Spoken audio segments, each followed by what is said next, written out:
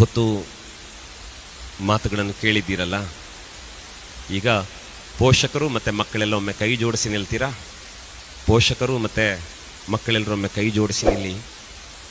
ಯಾಕೆ ಗೊತ್ತಾ? ನಮ್ಮ ಮನೆಯ ಮಗು, ನನ್ನ ಮಗ, ನನ್ನ ಮಗಳು ಅಂತ ಅವಳನ್ನು ತಿದ್ದಿ ತೀಡುವುದಕ್ಕೆ, ಅವಳನ್ನು ನೋಡಿಕೊಳ್ಳುವುದಕ್ಕೆ ನಿಮ್ಮ ಮನೆಯಲ್ಲಿ ನೀವಿದ್ದೀರಿ. ಆದರೆ ನಿಮ್ಮ ಮನೆಯ ಅಂಗಳವನ್ನು ದಾಟಿ ಶಾಲೆಗೆ ಕಳಿಸಿಕೊಟ್ಟ ಮೇಲೆ ನೀವು ಕೊಟ್ಟ ಪ್ರೀತಿಯನ್ನೇ ಈ ಶಾಲೆಯಲ್ಲಿ ಕೊಟ್ಟು ನಿಮ್ಮ ಮಕ್ಕಳನ್ನು ನೋಡಿಕೊಂಡಂಥವರು ಈ ಶಾಲೆಯ ಎಲ್ಲ ಶಿಕ್ಷಕರು ಮತ್ತು ಶಿಕ್ಷಕಿಯರು. ಅದರ ಜೊತೆಗೆ ಶಾಲೆಯಲ್ಲೇನಾದರೂ ಪುಟ್ಟ ವ್ಯತ್ಯಾಸಗಳು ನಡೆದಾಗ ಟೀಚರಿಗೆ ಬೈಯುವಂಥವ್ರು ಅನೇಕರಿದ್ದಾರೆ, ಮಾಸ್ಟ್ರಿಗೆ ಬೈಯುವಂಥವ್ರು ಅನೇಕರಿರ್ತಾರೆ. ಒಂದನ್ನು ಅರ್ಥ ಮಾಡಿಕೊಳ್ಳಬೇಕು, ಈ ಶಾಲೆಯ ಈ ವೇದಿಕೆಯ ಮೇಲೆ ಯಾರೋ ಒಬ್ಬಾಕೆ ಶಿಕ್ಷಕಿ ಬಂದು ನಿಂತಿದ್ದಾಳಲ್ಲ, ಆ ಶಿಕ್ಷಕಿ ಕಡು ಬಡತನದ ಮನೆಯಿಂದ ಬಂದಿರ್ತಾಳೆ. ಅವರಪ್ಪ ಎಲ್ಲೆಲ್ಲೋ ಕೂಲಿ ನಾಲಿ ಮಾಡಿ ತನ್ನ ಮಗಳನ್ನು ಓದಿಸಿ ಒಬ್ಬಳು ಟೀಚರ್ ಆಗಿ 4 ಮಕ್ಕಳಿಗೆ ಪಾಠ ಮಾಡಿದ್ರೆ ನನ್ನ ಜನ್ಮ ಸಾರ್ಥಕ ಅಂತ ಯೋಚನೆ ಮಾಡಿದ ಒಬ್ಬ ಅಪ್ಪನ ತ್ಯಾಗದ ಫಲವಾಗಿ ಒಬ್ಬಾಕೆ ಶಿಕ್ಷಕಿಯಾಗಿ ವೇದಿಕೆಯ ಮೇಲೆ ಇರ್ತಾರೆ.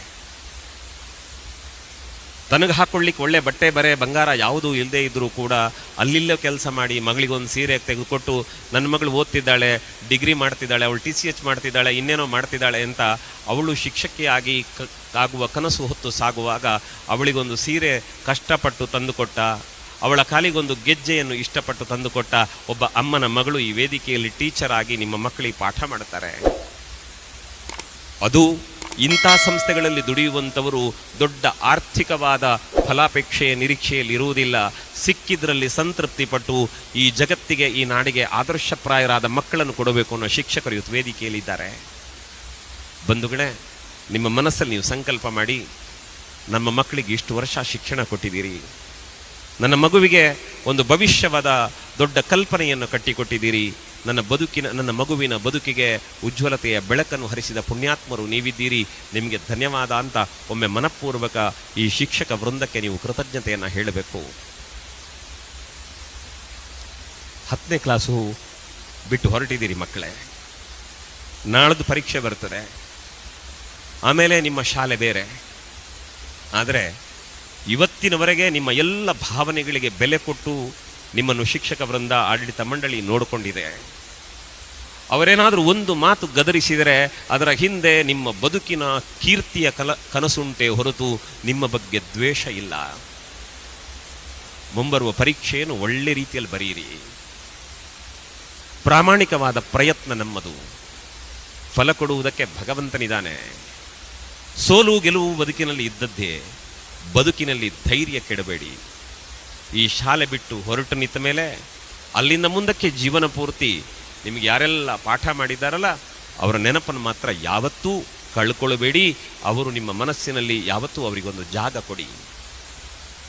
ವಿಶೇಷವಾಗಿ ಹೆಣ್ಮಕ್ಕಳು ಪ್ರಬುದ್ಧರಾಗಿದ್ದೀರಿ ಮಕ್ಕಳೇ.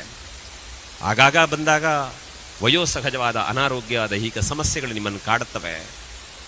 ಆವಾಗ ಅದನ್ನು ಹೇಳ್ಕೊಳ್ಳಿಕ್ಕೆ ಶಾಲೆಯಲ್ಲಿ ನಿಮ್ಮ ಅಮ್ಮ ಇರಲಿಲ್ಲ, ನಿಮ್ಮ ಅಮ್ಮನ ಜಾಗದಲ್ಲಿ ಶಿಕ್ಷಕಿಯರೆಲ್ಲ ಇದ್ರಲ್ಲ, ನಿಮ್ಮನ್ನು ತಲೆನೇವರಿಸಿ ಬೆನ್ನು ತಟ್ಟಿ ಧೈರ್ಯ ಹೇಳಿ ನಿಮ್ಮನ್ನು ನೋಡಿಕೊಂಡ್ರಲ್ಲ, ಅವರಿಗೆಲ್ಲ ಕೃತಜ್ಞತೆ ಹೇಳಿ. ಬಂಧುಗಳೇ, ಇಷ್ಟೇ ಹೇಳಬಲ್ಲೆ. ಅಪ್ಪ ಅಮ್ಮ ನೀವು ಮಕ್ಕಳ ಜೊತೆ ನಿಂತಿದ್ದೀರಿ. ನಾಳೆ ನಿಮ್ಮ ಮಗು ಬೆಳೆದು ನಿಂತಾಗ, ಅವ ಜಗತ್ತಿನ ಆಸ್ತಿಯಾಗಿ ಬೆಳೆದಾಗ ಜಗತ್ತು ಸಂಭ್ರಮಿಸ್ತದೆ. ಆದರೆ ನಿಮ್ಮ ಮಕ್ಕಳು ಆ ಎತ್ತರಕ್ಕೆ ಬೆಳೆಯುವುದಕ್ಕೆ ಕಾರಣವಾಗುವಲ್ಲಿ ದೊಡ್ಡ ಕೊಡುಗೆ ಈ ಶಿಕ್ಷಣ ಸಂಸ್ಥೆಯದ್ದಿದೆ. ಈ ಶಿಕ್ಷಣ ಸಂಸ್ಥೆಯಲ್ಲಿ ನಿಮ್ಮ ಮಕ್ಕಳಿಗೆ ಪಾಠ ಮಾಡಿದ ಗುರುಗಳದ್ದಿದೆ. ಅದರ ಜೊತೆಗೆ ಇಲ್ಲಿ ಸ್ವಚ್ಛತೆ ಮಾಡಲಿಕ್ಕೆ, ಕಸ ಗುಡಿಸ್ಲಿಕ್ಕೆ ಅದಕ್ಕೆ ಇದಕ್ಕೆ ಅಂತ ಬರ್ಬೋದು.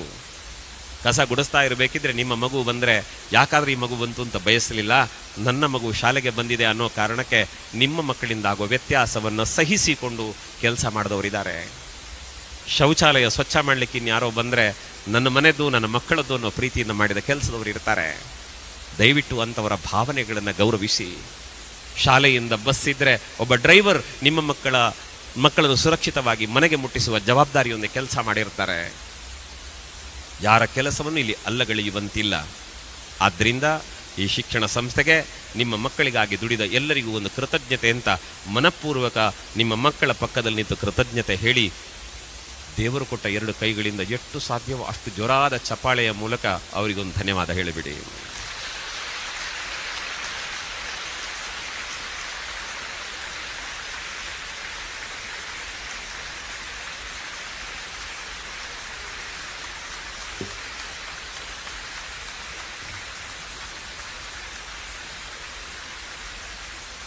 ಸಂತೋಷ ಆಯಿತು.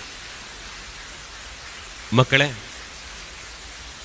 ವೈಯಕ್ತಿಕವಾಗಿ ಈ ಶಾಲೆಗೆ ಮತ್ತು ನಿಮ್ಮೆಲ್ಲರಿಗೂ ವೈಯಕ್ತಿಕವಾಗಿ ನಾನು ಧನ್ಯವಾದ ಹೇಳ್ತೇನೆ. ಯಾಕೆ ಅಂತಂದರೆ, ಆವತ್ತೊಂದು ದಿನ ಹೀಗೆ ಮಾತಾಡ್ಲಿಕ್ಕೆ ಹೊರಟಾಗ ಯಾರೋ ಹೇಳಿದ್ರು, ಪೌರೋಹಿತ್ಯ ಮಾಡೋ ಇವನಿಗೆ ಭಾಷಣ ಯಾಕೆ ಅಂತ ಕೇಳಿದ್ರು.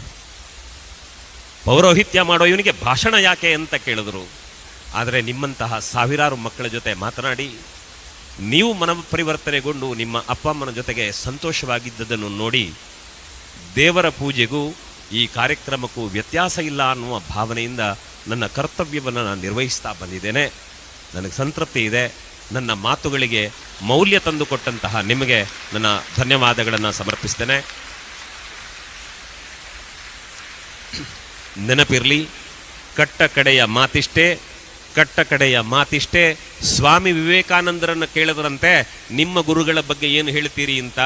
ಸ್ವಾಮಿ ವಿವೇಕಾನಂದರು ಹೇಳ್ತಾರೆ, ನನ್ನ ಗುರುಗಳ ಬಗ್ಗೆ ಮಾತಾಡುವುದೇನು, ನನ್ನ ಗುರುಗಳ ಪಾದದ ಧೂಳಿನ ಒಂದು ಕಣಕ್ಕೆ ನನ್ನಂತಹ 1000 ಶಿಷ್ಯರನ್ನು ಸೃಷ್ಟಿಸುವ ಶಕ್ತಿ ಇದೆ ಅಂತ ಸ್ವಾಮಿ ವಿವೇಕಾನಂದರು ಹೇಳಿದಾರಂತೆ. ನೆನಪಿರಲಿ ಮಕ್ಕಳೇ, ನಿಮ್ಮ ಗುರುಗಳ ಪಾದ ಧೂಳಿ ನಿಮ್ಮನ್ನು ಅನುಗ್ರಹಿಸ್ತದೆ. ಆ ಬಗೆಗೆ ಗೌರವ ಇರಲಿ. ಶಾಲೆಗೆ ವಿಧೇಯರಾಗಿ ಅಪ್ಪ ಅಮ್ಮನನ್ನು ಕಟ್ಟ ಕಡೆಯವರೆಗೆ ಪ್ರೀತಿಯಿಂದ ನೋಡಿಕೊಳ್ಳಿ. ಶಿಕ್ಷಣ ಸಂಸ್ಥೆಯ ಬಗ್ಗೆ ಗೌರವ ಇರಲಿ. ನಾಳೆ ದುಡಿದು ಶ್ರೀಮಂತರಾದಾಗ ಶಾಲೆಗೆ ನಿಮ್ಮ ಕೊಡುಗೆ ಹರಿದು ಬರಲಿ. ಎಲ್ಲಕ್ಕಿಂತಲೂ ಮಿಗಿಲು ನೀವೆಲ್ಲ ತಾಯಿ ಭಾರತೀಯ ಮುದ್ದು ಮಕ್ಕಳಾಗಿ ಭಾರತಾಂಬೆಗೆ ಜಯವಾಗಲಿ ಅಂತ ಹೇಳ್ತಾ ಬದುಕಿನ ಹೆಜ್ಜೆಗಳಿಡೋಣ. ಎಲ್ಲರಿಗೂ ನಮಸ್ಕಾರ.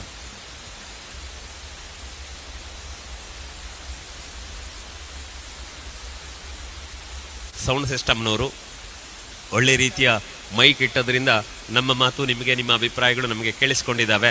ಅವರಿಗೊಂದು ಚಪ್ಪಾಳೆ ಕೊಟ್ಟು ಧನ್ಯವಾದ ಹೇಳಿ. ಯಾಕೆಂದರೆ ದುಡಿಯುವವನಿಗೆ ಅವನವನ ಉದ್ಯೋಗ ದೇವರು. ಒಳ್ಳೆಯ ಕೆಲಸ ಮಾಡಿದ್ದಾರೆ, ಶುಭವಾಗಲಿ.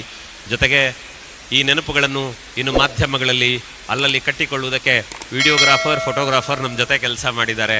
ಅವರಿಗೆ ಒಳ್ಳೆಯದಾಗಲಿ ಅನ್ನುವ ಹಾರೈಕೆ ಇರಲಿ. ಎಲ್ಲರ ಬಾಂಧವ್ಯ ಚಿರಾಯುವಾಗಲಿ. ನಮಸ್ಕಾರ.